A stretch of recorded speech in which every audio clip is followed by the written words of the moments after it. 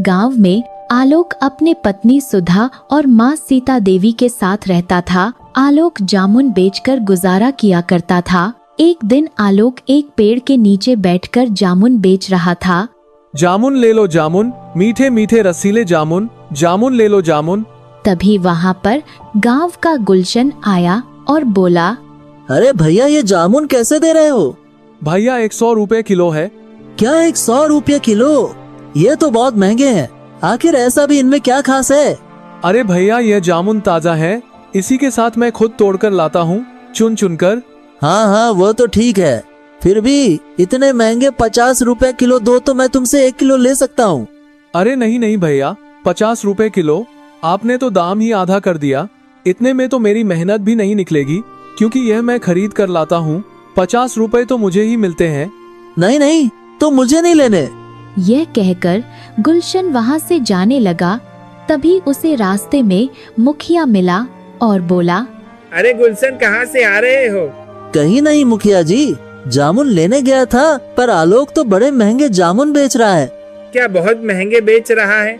कितने रुपए किलो बेच रहा है? 100 रुपए किलो बेच रहा है। मैंने कहा 50 रुपए में दे दे, पर उसने मना कर दिया। अरे आजकल महंगाई है, इस वजह से तुम्हें ले लेने चाहिए थे। अरे नहीं नहीं मुखिया जी, इतने महंगे जामुन खाकर मैं कहाँ जाऊंगा। यह कहकर गुलशन वहाँ से चला गया, जिस पर मुखिया ने कहा, ये तो अनपढ़ लोग हैं, इन्हें कुछ पता ही नहीं है जामुन कितने स्वादिष्ट और पौष्टिक होते हैं। वैसे 50 रुपए तो इसने ज्यादा ही कम कर दिए। मैं जाता हूँ आलोक के पास। यह कहकर मुखिया आलोक के पास आया और बोला, अरे आलोक, जामुन बेच रहे हो? हाँ हाँ मुखिया जी, आपको चाहिए क्या? चाहिए तो है। वैसे क्या रेट है जामुन का? मुखिया जी, 100 रुपए किलो है, बताइए कितने दे दूं? अरे आलोक, ये तो बहुत ज्यादा महंगे हैं। मैं तुमसे 10 किलो जामुन ले लूंगा, क्योंकि मुझे जामुन बहुत पसंद है। बस रेट थोड़ा अच्छा लगा लो। तो फिर ठीक है, आप 80 रुपए किलो ले लीजिए। नहीं नहीं, 70 रुपए किलो दो तो मैं ले लूं। हाँ हाँ ठीक है, आप 70 रुपए किलो में ले जाइए। यह सुनकर मुखिया काफी खुश हुआ और 10 किलो जामुन लेकर वहाँ से चला गया।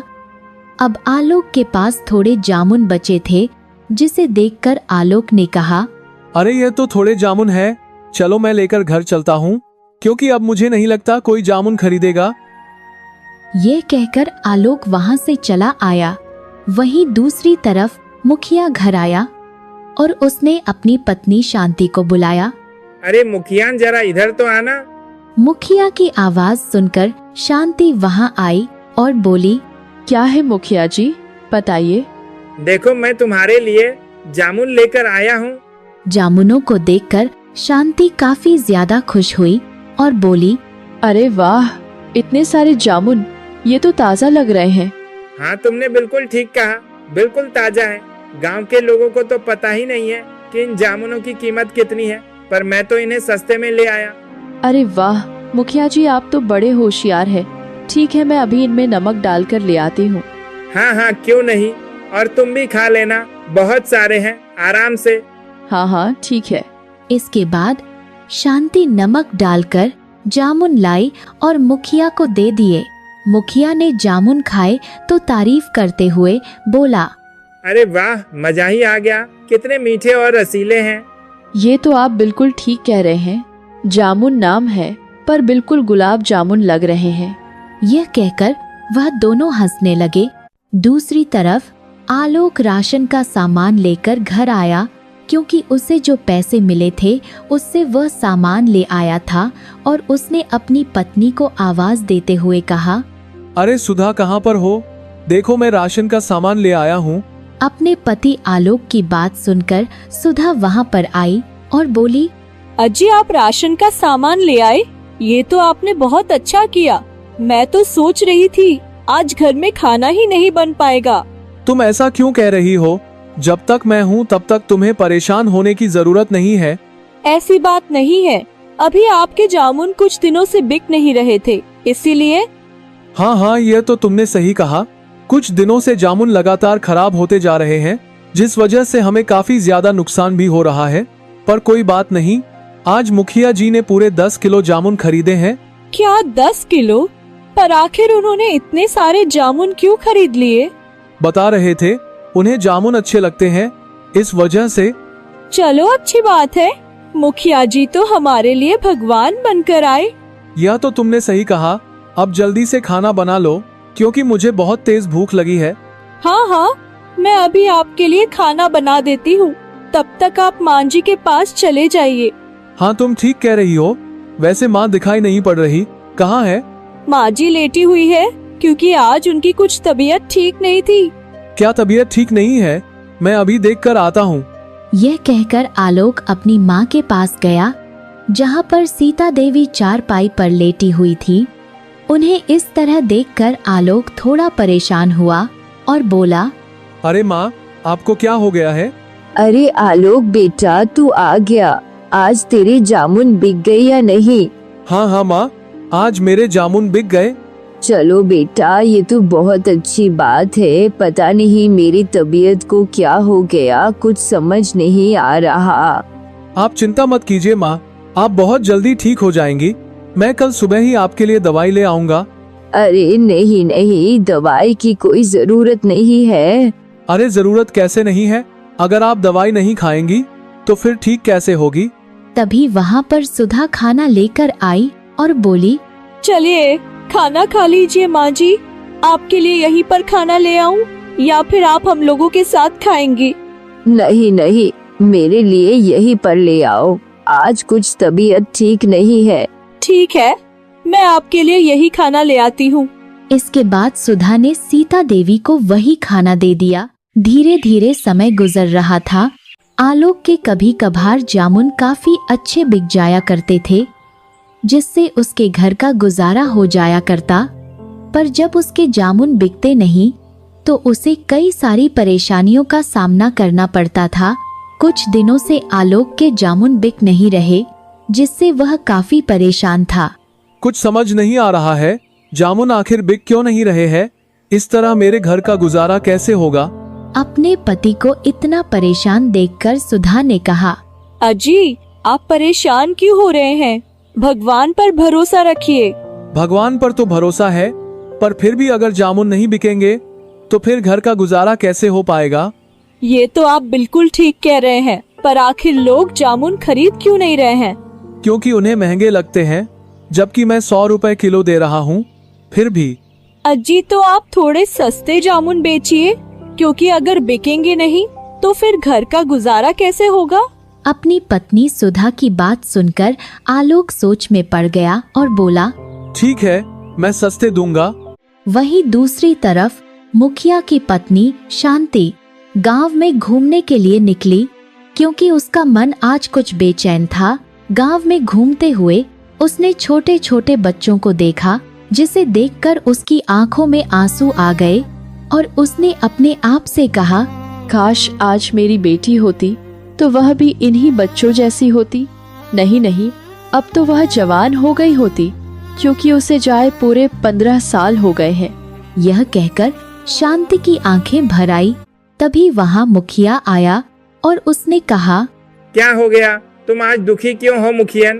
क्या किसी ने कुछ कहा है? नहीं नहीं मुखिया जी, किसी ने कुछ नहीं कहा। बस इन बच्चों को देखकर अपनी बेटी की याद आ गई। मुझे पता है, उसे जाए 15 साल हो गए हैं।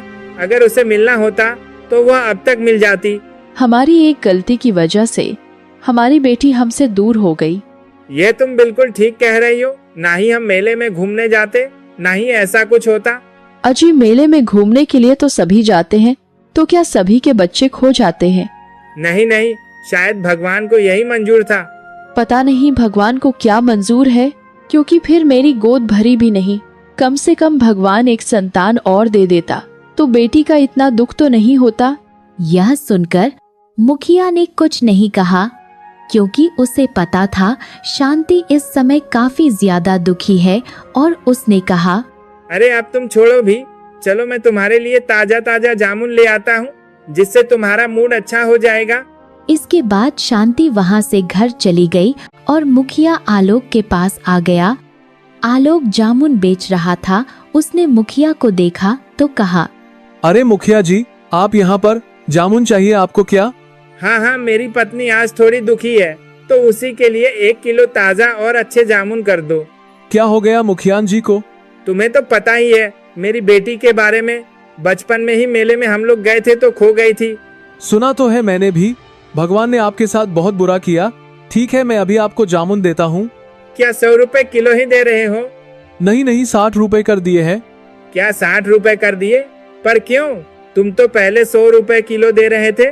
कोई लेता ही नहीं है, जिस वजह से मुझे काफी सारी परेशानियों का सामना करना पड़ रहा है, क्योंकि घर का खर्च भी नहीं चल पा रहा।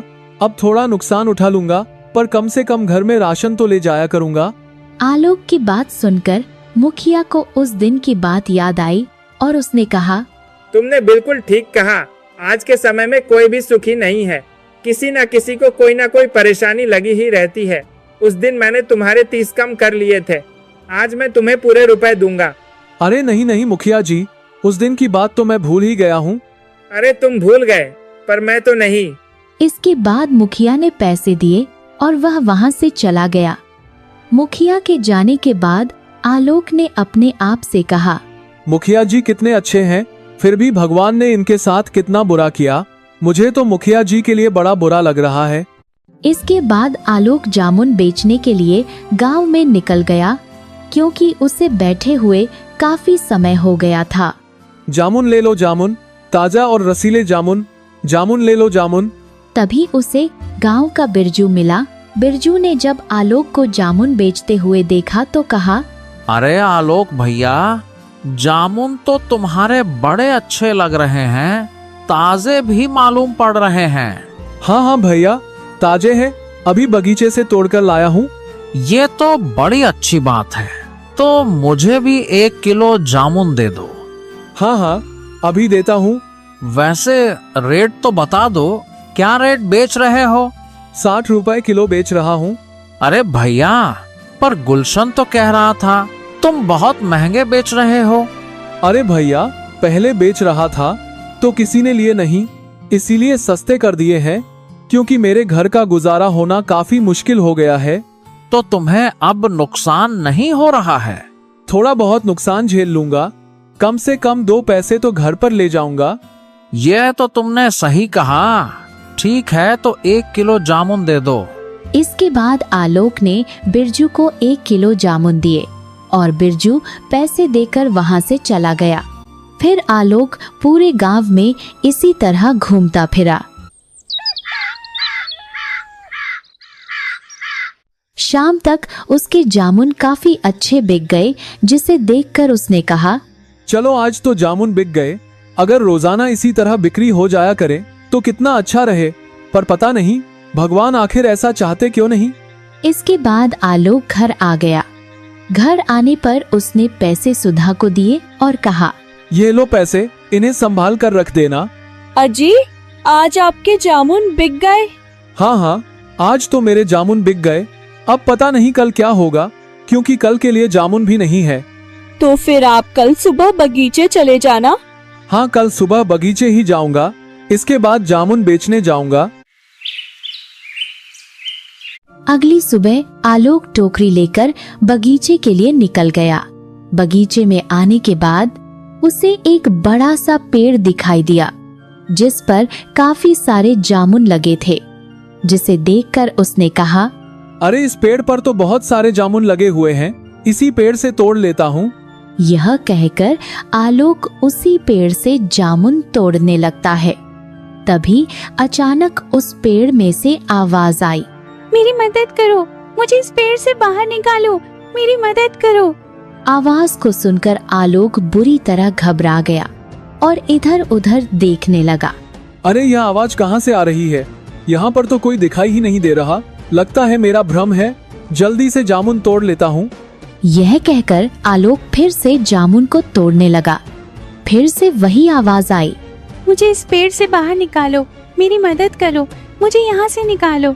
आवाज को सुनकर आलोक बुरी तरह डर गया और घबराकर बोला, मुझे ऐसा क्यों लग रहा है? यहाँ पर कोई भूत प्रेत है। हे भगवान, अब मैं क्या करूँ? मुझे यहाँ से भागना चाहिए। ये कहकर आलोक वहाँ से भागने लगा। तभी आवाज ने उसे रोका। रुक जाओ, भागो मत, मेरी मदद करो। आवाज को सुनकर आलोक रुक गया और इधर उधर देखते हुए धीरे से बोला, पर आखिर कौन बुला रहा है? मुझे यहाँ पर तो कोई दिखाई ही नहीं दे रहा है। कौन हो तुम? कौन बुला रहा है मुझे? तुम जिस पेड़ पर जामुन तोड़ रहे थे, मैं उसी के अंदर हूँ। मेरी मदद करो, मुझे यहाँ से निकालो। पर तुम इस पेड़ के अंदर चली कैसे गई थी? ये बहुत लंबी कहानी है, पहले तुम मुझे यहाँ से बाहर निकालो। नहीं नहीं, मुझे तुम पर भरोसा नहीं है। तुम जरूर कोई भूत प्रेत हो। नहीं नहीं, मैं कोई भूत प्रेत नहीं, बल्कि एक इंसान हूँ। मेरी मदद करो, मुझे यहाँ से निकालो।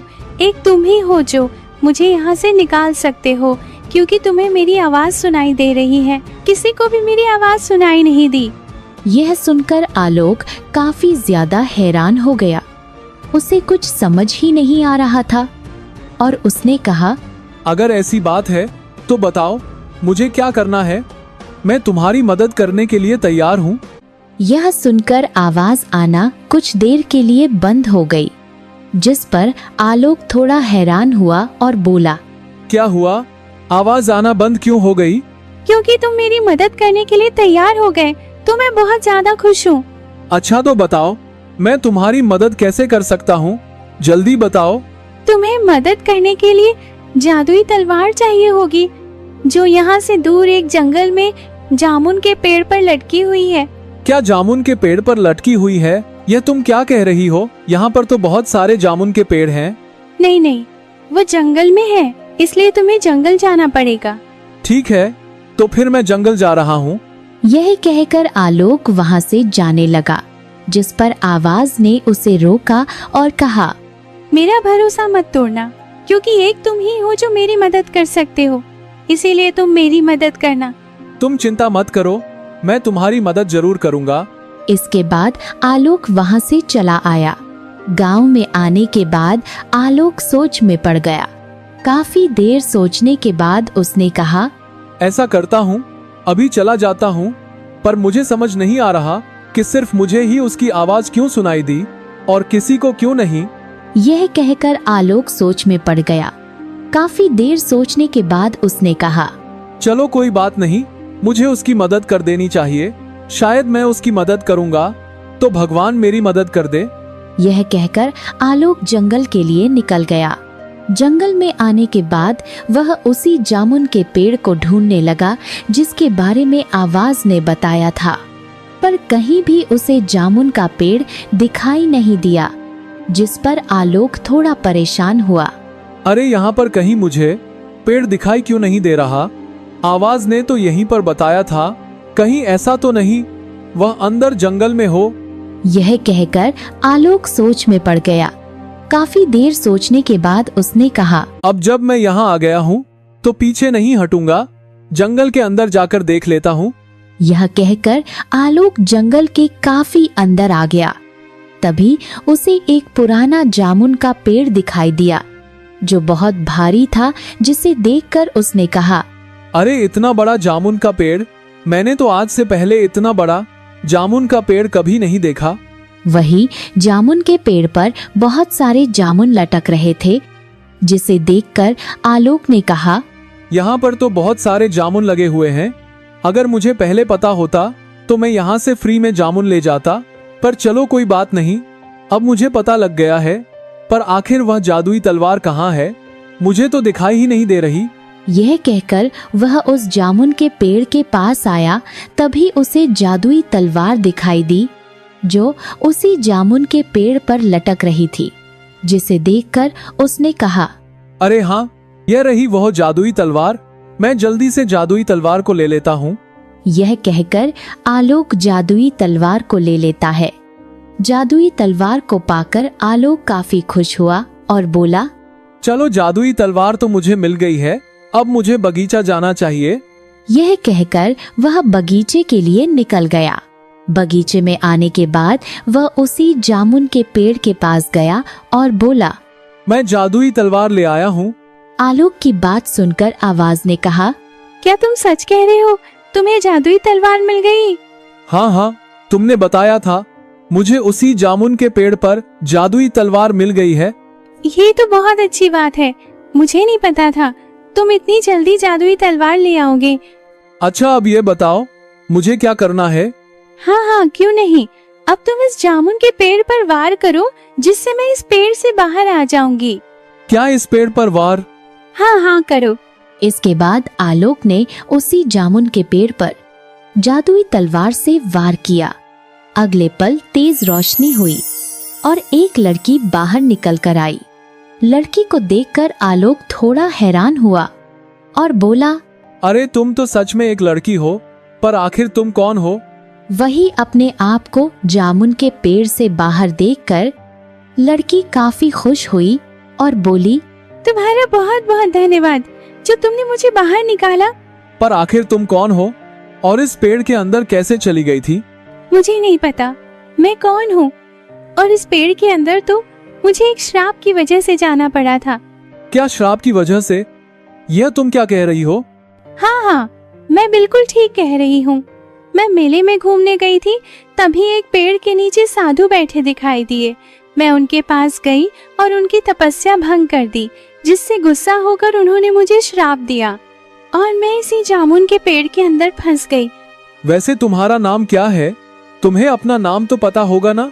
मेरा नाम कंचन है और मुझे कुछ नहीं पता। क्या तुम मेरी मदद कर सकते हो? यह सुनकर आलोक सोच में पड़ गया और फिर उसने कहा, ठीक है, मैं तुम्हें अपने मुखिया के पास लेकर चलता हूँ, अब वही कुछ बताएंगे। इसके बाद आलोक कंचन को लेकर मुखिया के घर पर आ गया। मुखिया के घर पर आने के बाद आलोक ने मुखिया को सारी बात बताई। मुखिया ने जब कंचन को देखा तो हैरान हो गया। तभी वहां पर शांति भी आ गई। कंचन को देखकर वह भी थोड़ी हैरान हो गई और उन्होंने मुखिया से कहा, मुखिया जी, ये कौन है? पता नहीं, आलोक बता रहा है ये उसे एक जामुन के पेड़ के अंदर से मिली है। क्या? जामुन के पेड़ के अंदर से? पर भला ये कैसे हो सकता है? मैं बिल्कुल सच कह रहा हूँ। ये लड़की बता रही है कि एक श्राप की वजह से इसे जामुन के पेड़ के अंदर जाना पड़ा था। वहीं जब कंचन ने मुखिया और शांति को देखा तो वह बड़ी हैरान हुई और गौर से देखते हुए बोली, माँ, पिताजी, आपने मुझे पहचाना नहीं। मैं आपकी बेटी कंचन हूँ। कंचन नाम सुनते ही शांति काफी हैरान हुई और बोली, मेरी बेटी कंचन? तू मेरी बेटी कंचन है? हाँ हाँ माँ, आपको याद है ना, हम लोग मेला घूमने के लिए गए थे। हाँ मुझे याद है, पर फिर तू कहाँ चली गई थी? तुझे पता भी है हम लोगों ने तुझे कितना ढूंढा, पर तू हमें मिली ही नहीं। माँ, मैं आपके साथ मेला घूमने गई थी, पर वहाँ पर मुझे एक साधु मिल गए और मैंने उनकी तपस्या भंग कर दी, जिससे क्रोधित होकर उन्होंने मुझे श्राप दे दिया था और उसी श्राप के कारण मैं जामुन के पेड़ के अंदर चली गई थी। पर ये तो अच्छा हुआ आज इनकी वजह से मैं आप लोगों के पास आ गई। कंचन की बात सुनकर मुखिया भी काफी ज्यादा भावुक हो गया और बोला, मेरी बेटी कंचन, मुझे नहीं पता था मेरी बेटी मुझे इतने सालों बाद मिलेगी। आलोक, तुम्हारा बहुत बहुत धन्यवाद। आज तुम्हारी वजह से मुझे मेरी बेटी मिल गई। अरे मुखिया जी, आप धन्यवाद क्यों कर रहे हैं?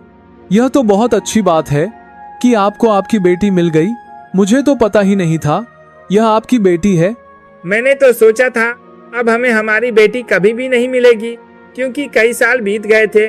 मैंने भी नहीं सोचा था, क्योंकि मैं लगातार उस पेड़ से निकलने के लिए आवाज लगा रही थी, पर किसी ने मेरी आवाज सुनी ही नहीं। यही तो मुझे समझ नहीं आ रहा कि आखिर मुझे ही तुम्हारी आवाज क्यों सुनाई दी। शायद भगवान को यही मंजूर था, वह चाहते थे तुम मेरी मदद करो, इसीलिए। यह सुनकर आलोक थोड़ा हैरान हुआ, जिस पर मुखिया ने कहा, पर एक बात समझ नहीं आई, तुम तो आज से पहले कई बार बगीचे में गए थे, तो तुम्हें कंचन की आवाज सुनाई नहीं दी थी। नहीं, क्योंकि मैं आज पहली बार ही उस तरफ गया था। वहाँ मैं बहुत ही कम जाता था, क्योंकि मुझे जामुन बाहर ही मिल जाया करते थे। चलो ये तो अच्छा हुआ कि तुम अंदर चले गए, जिससे मुझे मेरी बेटी मिल गई। मैं आज बहुत ज्यादा खुश हूँ। हाँ, आलोक, तुम्हारा बहुत बहुत शुक्रिया। आज मैं भी बहुत ज्यादा खुश हूँ। मैं हमेशा भगवान को कोसती रहती थी, पर मुझे नहीं पता था भगवान मुझे मेरी जवान बेटी देंगे। यह कहकर शांति की आंखों में आंसू आ गए, जिस पर कंचन ने कहा, माँ अब आप रोइए मत, क्योंकि अब मैं आपके पास आ गई हूँ। हाँ हाँ बेटी, अब मैं भला क्यों रोऊंगी, मैं तो बहुत ज्यादा खुश हूँ। वहीं मुखिया काफी खुश था और उसने आलोक से कहा, आलोक आज मैं बहुत ज्यादा खुश हूँ, मांगो तुम क्या मांगना चाहते हो। नहीं नहीं मुखिया जी, ये आप क्या कह रहे हैं? आप बहुत अच्छे इंसान हैं, मुझे आपसे कुछ नहीं चाहिए। अरे नहीं नहीं आलोक, मैं तुम्हें खाली हाथ नहीं जाने दे सकता हूँ। तुमने हमें बहुत बड़ी दौलत दी है, हमें हमारी बेटी लौटाई है, इसलिए तुम्हें मैं खुशी से इनाम दूंगा। यह कहकर मुखिया ने आलोक को बहुत सारा धन दिया, जिसे देखकर आलोक हैरान हुआ और बोला, अरे इतना सारा धन? नहीं नहीं मुखिया जी, इतने की क्या जरूरत थी? अरे जरूरत कैसे नहीं है, तुम कभी भी लोगों का बुरा नहीं सोचते हो, शायद इसीलिए भगवान ने तुम्हारी मदद की है। यह सुनकर आलोक काफी ज्यादा खुश हुआ और बोला, आपका बहुत बहुत धन्यवाद मुखिया जी, इतना सारा धन देने के लिए। धन्यवाद तो हमें तुम्हारा करना चाहिए, जो तुमने हमें हमारी बेटी दी। यह सुनकर आलोक काफी ज्यादा खुश हुआ और फिर वह वहां से चला आया। मुखिया के घर से आने के बाद आलोक सीधा अपने घर पर गया। आलोक को इतना जल्दी आता देख सुधा थोड़ी हैरान हुई और बोली, अजी आप तो आज घर पर ही नहीं आए जामुन लेकर? हाँ, क्योंकि मैं जामुन लेकर आया ही नहीं था। जामुन लेकर नहीं आए तो फिर आप कहाँ गए थे? यह सुनकर आलोक ने अपनी जेब से बहुत सारे पैसे निकाले, जिसे देखकर सुधा काफी ज्यादा हैरान हुई और बोली, इतने सारे पैसे? आपके पास इतने सारे पैसे कहाँ से आए? यह पैसे मुझे मुखिया जी ने दिए हैं। क्या मुखिया जी ने? पर उन्होंने आपको इतने सारे पैसे क्यों दिए? क्योंकि मैंने उनकी खोई हुई बेटी उन्हें लौटाई है, इस वजह से। ये आप क्या कह रहे हैं? मुझे तो कुछ समझ ही नहीं आ रहा। मुखिया जी के तो कोई संतान ही नहीं थी। नहीं नहीं, मुखिया जी की एक बेटी थी जो बचपन में ही मेले में खो गई थी। इसके बाद आलोक ने सुधा को सारी बात बताई, जिसे सुनकर सुधा काफी हैरान हुई। तभी सीता देवी ने कहा, आलोक बिल्कुल ठीक कह रहा है, मुखिया की बेटी बहुत ही सुंदर थी, पर उसके चले जाने के बाद वह दोनों काफी ज्यादा दुखी हो गए थे। मुखिया ने तो जान देने की भी कोशिश की थी, पर बच गया था। हाँ माँ, और आज मैंने उन्हीं की बेटी को बचाया है, इसीलिए मुखिया ने मुझे इतना सारा धन दिया है। ये तो बहुत अच्छी बात है, लगता है इसीलिए भगवान ने तुझे चुना, क्योंकि हम लोग बहुत ज्यादा गरीब थे। हाँ माँ, यह तो आप बिल्कुल ठीक कह रही हैं। आज भगवान की कृपा से हमारे पास सब कुछ है। अजी, पर हम इतने सारे पैसों का करेंगे क्या? अरे करना क्या है, अब तक मैं जामुन को इधर उधर बेचा करता था, अब मैं दुकान खोलकर जामुन के साथ बाकी फलों को भी बेचा करूँगा। हाँ हाँ, ये तो आप बिल्कुल ठीक कह रहे हैं, इस तरह हमारी फलों की भी दुकान हो जाएगी। यह सुनकर आलोक काफी ज्यादा खुश हो गया। वहीं दूसरी तरफ मुखिया काफी ज्यादा खुश था और उसने अपनी पत्नी शांति से कहा, आज मैं बहुत ज्यादा खुश हूँ, भगवान की कृपा से हमारी बेटी हमें वापस मिल गई है। आप बिल्कुल ठीक कह रहे हैं, इस खुशी में हमें उत्सव करना चाहिए। हाँ हाँ, क्यों नहीं, आज कई सालों के बाद हमें हमारी बेटी मिली है, हम बहुत भारी उत्सव करेंगे। अरे पिताजी, ये सब करने की क्या आवश्यकता है? अरे आवश्यकता कैसे नहीं है, गांव वालों को पता तो चलना चाहिए, हमें हमारी बेटी वापस मिल गई। इसके बाद मुखिया ने गांव में बहुत भारी उत्सव कराया। जब गांव वालों को पता लगा मुखिया को उसकी बेटी मिल गई है, तो गांव वाले भी काफी ज्यादा खुश हुए। अरे भैया, हमें नहीं पता था, इतने सालों बाद मुखिया की बेटी मिल जाएगी। यही तो भाग्य होता है भैया। और मैंने तो सुना है मुखिया की बेटी को कोई और नहीं बल्कि आलोक बचाकर लाया है। हाँ हाँ भैया, उसकी तो किस्मत ही चमक गई, क्योंकि मुखिया जी ने उसे काफी अच्छा इनाम भी दिया है। तो भैया भाग्य की बात होती है। अब तक वह कितना दुखी था, पर अब एकदम उसका भाग्य बदल गया। वहीं दूसरी तरफ आलोक काफी ज्यादा खुश था और उसने एक बहुत बड़ी फलों की दुकान खोली थी, जिसे खोलकर वह काफी खुश था। आज भगवान की कृपा से मेरे पास सब कुछ आ गया है। अगर मुखिया जी ने मुझे इनाम नहीं दिया होता तो मैं यह फल की दुकान कभी नहीं खोल पाता। एक छोटे से जामुन वाले से अब मैं फल वाला बन गया हूँ। तभी वहाँ पर मुखिया आया। मुखिया ने जब आलोक की दुकान देखी तो कहा, अरे वाह आलोक, तुमने तो फलों की दुकान खोल ली है। हाँ हाँ मुखिया जी, आपने जो पैसे दिए थे उनसे मैंने दुकान ही खोल ली। ये तो तुमने बहुत अच्छा कर लिया। जरा ताजे ताजे फल मुझे भी दे दो। हाँ हाँ क्यों नहीं, आप मेरे पहले ग्राहक हैं, इसलिए मैं आपको फ्री में फल दूंगा। अरे नहीं नहीं, तुम फ्री में उनको फल देना जो गरीब हो, क्योंकि तुमने भी गरीबी देखी है तो तुम्हें पता होगा गरीबी कितनी बुरी होती है। यह तो आपने बिल्कुल ठीक कहा मुखिया जी। ठीक है, मुझे कोई भी गरीब मिलेगा, मैं उसी को फ्री में फल दूंगा। आपको जो भी फल चाहिए आप ले लीजिए। इसके बाद मुखिया ने फल लिए और फिर पैसे देकर वहां से चले गए, जिसे देखकर आलोक काफी खुश हुआ और अब वह आराम से अपनी फल की दुकान चलाता था और काफी खुश था।